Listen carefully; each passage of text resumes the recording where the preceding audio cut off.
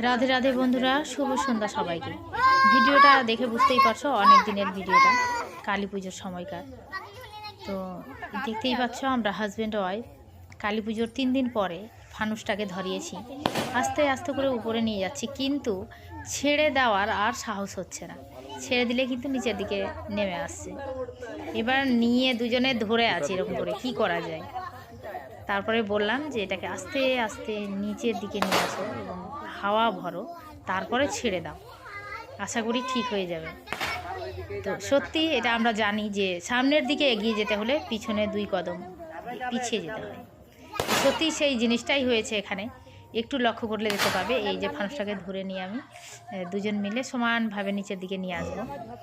নিয়ে আসার পরে ছেড়ে দেবো। ছেড়ে দেওয়ার পরে এত দূরে যাবে, মানে সত্যি অবাক করা বিষয় হয়ে গেছে। আর দেখতেই পারবো না, আমি 2-4 মিনিট পরে দেখতেই পাবো না, চলেই যাবে এত দূরে। তো বন্ধুরা, এটা সত্যি কিন্তু যে সামনের দিকে এগিয়ে যেতে হলে 2 কদম পিছিয়ে যেতে হবে। তো সবাই ভালো থেকো, সুস্থ থেকো। আর কেমন লাগলো ভিডিওটা অবশ্যই একটু জানিও।